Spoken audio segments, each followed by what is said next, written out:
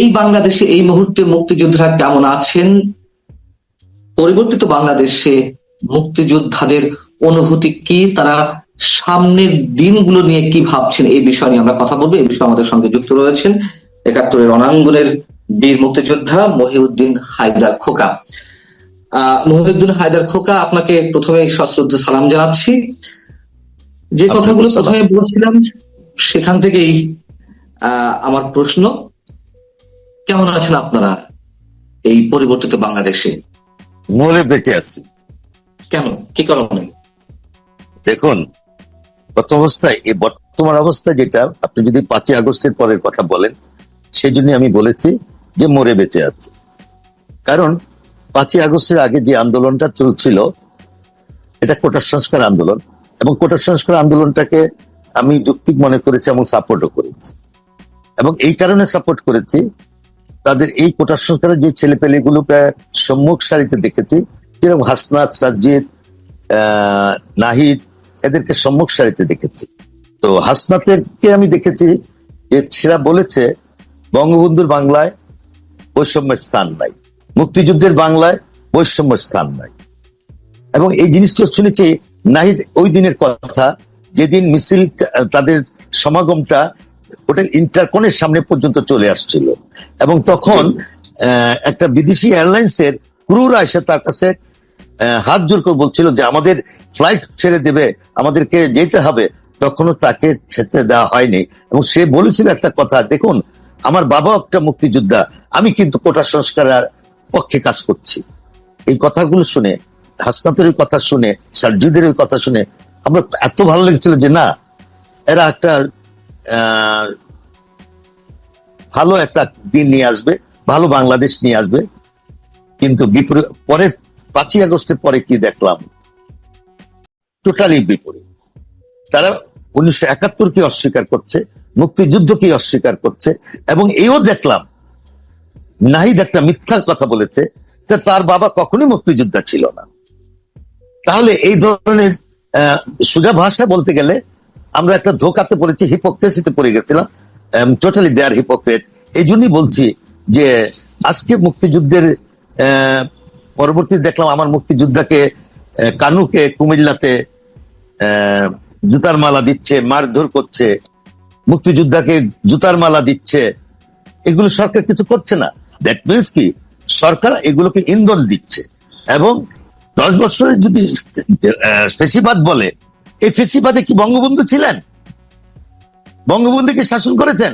বঙ্গবন্ধু তো সেই 1971 থেকে 75 পর্যন্ত, তো ওইটা ওনাকে নিয়ে আসলো কেন? উনি তো ফেসিবাদের অত্যাচার মধ্যে সংযুক্ত ছিলেন না। এতে বোঝা যাচ্ছে যে টোটালি তারা 71-কে মুছে দিতে চাচ্ছে। এই জন্যই বলছি যে আমরা মুক্তিযোদ্ধারা ভালো নেই। যে কারণে মুক্তিযোদ্ধা কি করতে চাইছেন? আপনারা সরকারের প্রতি কোনো আপিল করেছেন যে কেন এগুলো হচ্ছে, কেন মুক্তিযুদ্ধের চেতনা কিংবা ইতিহাস বদলে দেওয়ার চেষ্টা হচ্ছে? আপনারা কখনো সরকারের কাছে বা তাদের সাথে বসার চেষ্টা করেছেন মুক্তিযোদ্ধা মন্ত্রণালয়ের সঙ্গে? মুক্তিযোদ্ধা মন্ত্রণালয়তে এই ধরনের জিনিস আমাদের মুক্তিযোদ্ধা ভাইয়েরা দিয়েছিল, কিন্তু সেটাকে কতটুকু গ্রাহ্য করেছে আপনারা দেখেছেন। আজ পর্যন্ত মুক্তিযোদ্ধাদেরকে ডাকা হয়নি।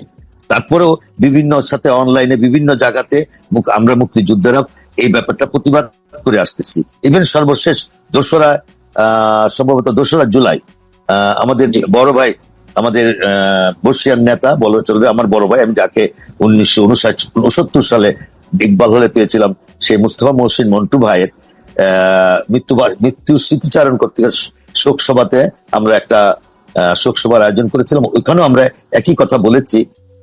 তো কই তার কোনো এর প্রতিফলন দেখতে পাইনি। সরকার কি আবেদন জানিয়েছেন বা আপনারা কি বলতে চাচ্ছেন?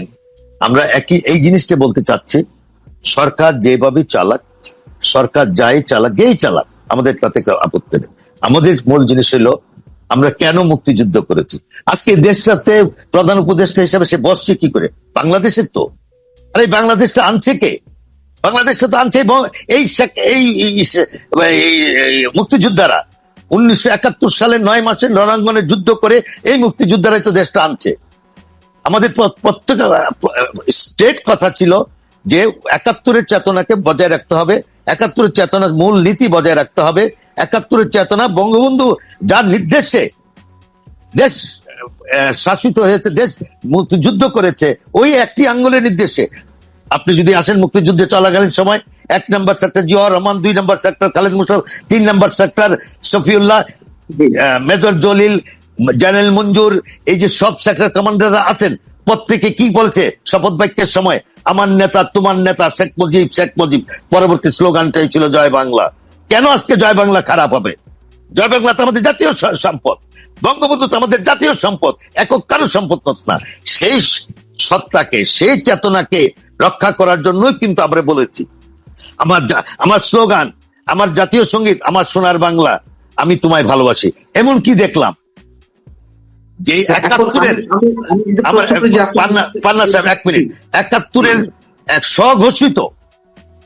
স্বঘোষিত বিরোধিতা জামাতের আমির গোলাম আজম, সে 1971 সালের 20 নভেম্বর রোজার ঈদ হয়েছিল, আমার নিজের ব্যক্তিগত কথা বলছি, 20 নভেম্বর রোজার ঈদ, আমি তখন পাকিস্তান আর্মির হাতে অ্যারেস্ট হয়েছি 3রা নভেম্বর, আমি ব্রাহ্মণবাড়িয়ার জেলখানায়, উনি সশরীরে ব্রাহ্মণবাড়িয়া জেলখানা পরিদর্শনে গেলেন 20 নভেম্বর।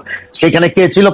কুখ্যাত রাজাকার পেয়ারা মিয়া এবং তাহের মিয়া, এরা 2 জন সহকারে ওনারা গেলেন, এবং ছিল হাজী শহীদুল্লাহ নামে একজন পিস কমিটির চেয়ারম্যান, এবং আমাকে আঙ্গুল দিয়ে লক্ষ্য করে দিল যে এইটা একটা মুক্তিযোদ্ধা এই কাজ করেছে। আমি তখন আমার মুখে শ্যামাই, গোলাম আজম আমার মুখের মধ্যে গিয়ে লাথি মারছে।